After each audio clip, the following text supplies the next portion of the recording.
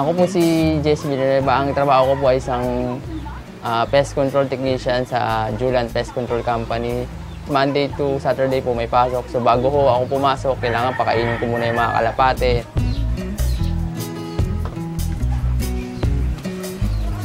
Pagka may mga project kami sa ibang lugar, especially out of town, dinadala ko yung mga kalapati ko para meron na rin silang road training. Nire-release ko sila and then para na rin silang nagtitraining habang nagtatrabaho ako. Galing ka.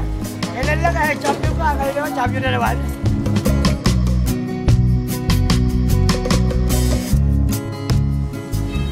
Pagka uwi ko, pakain ulit, pa-low fly, and then check kung merong may sakit or healthy ba sila.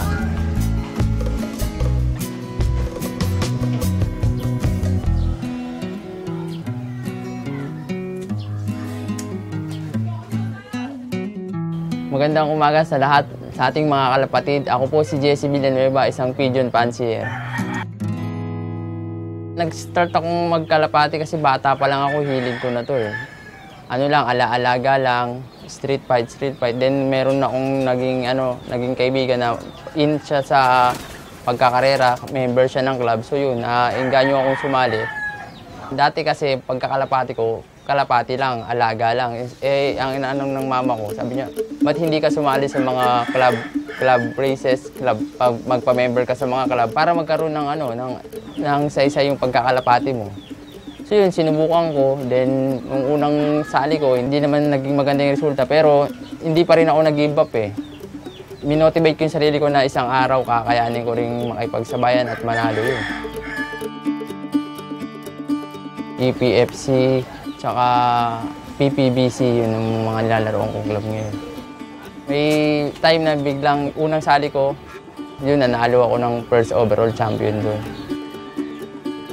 Nung time na nanalo ako, nagkasakit naman yung nanay ko, nadala siya sa ospital. So yung perang napanalunan ko, nagamit ko dun sa paggastos sa ospital para madugtungan yung buhay ng nanay ko. Daking pasasalamat ko nga na bless ako ni Lord ng panalo para yun pala merong mapupuntahang maganda. Ito yung nagiging way ko para matulungan yung pamilya ko kasi sa dami namin magkakapatid, kailangan meron kaming budget para sa aming lahat. So, kapag katrabaho ko lang yung aasahan ko, medyo kinakapos. So, pagka swinerte ka naman dito sa pagkakalapati, matutulungan ko yung pamilya ko. Yung loop ko, simple lang. Dalawang division lang siya, North and South. Pagka karera, nakabukod yung North at yung South. Kasi sa oras ng trabaho ko, hindi ko sila naaabangan pagka may training. So, nakabukod yung pagkain ng North para pag dumating sila galing sa training, meron silang maaabutang pagkain at tubig. Hindi na gagalaw ng South Flyer. Ang pinaka nagpe-perform sa mga linya na gamit ko ngayon is yung Vandenbroek na galing sa ninong ko nung kasal, na mentor ko din na si Roy Doliente. Yun ang pinaka-pinukusan kong lahi ng ibon kasi nagpo-produce talaga siya ng winner. So, ini-infuse ko na lang siya ng ibang line para mapahusay pa to. Nagustuhan ko yung line na yun kasi madali silang makondisyon eh. Tsaka mataas yung immunity nila sa mga sakit, hindi sila sakitin. Tsaka pagkadating ng karera, talagang aasahan mo sila kahit malalayo na yung karera, kahit tawid dagat. Eh ang karera natin, especially MacArthur race, tawid dagat. So dapat ang ginagamit nating ibon yung mga kayang tumawid ng dagat. Yung pinaka-memorable sa akin na karera ko yung sa Basco, Batanes eh. Kasi that time may trabaho ako so hindi ako pwedeng umabsent. Yung asawa ko yung nag-abang nung kalapati ko. Tinawagan niya ako na dumating na yung kalapati namin. So tinext ko na lang yung sticker number dun. Then nagulat ako na kami pa lang yung nagpapawid that time. So nagulat ako na napakalayo ng Basco, Batanes pero nag-champion kami. Hindi ko magagawa yun kung hindi ako natulungan ng asawa ko.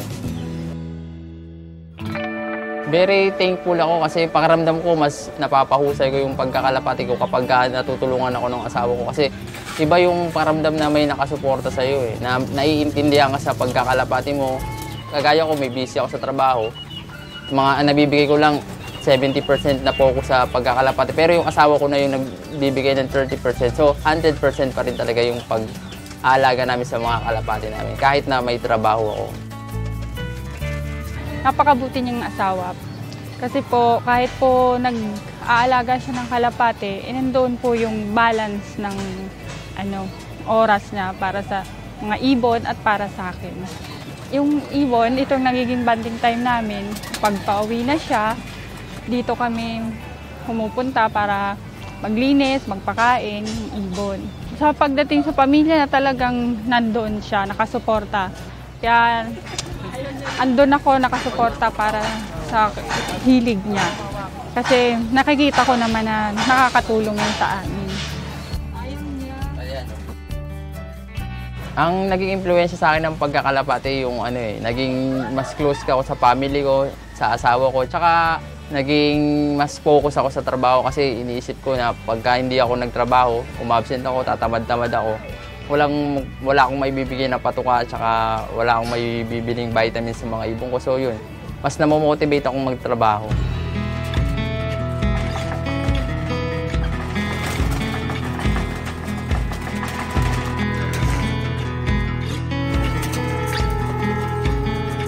Para sa asawa ko, pagpatuloy mo yung ginagawa mo. Andito lang ako, nakasuporta sa'yo. Lahat ng gusto mo, andito lang ako sa likod mo. Mahal na mahal kita.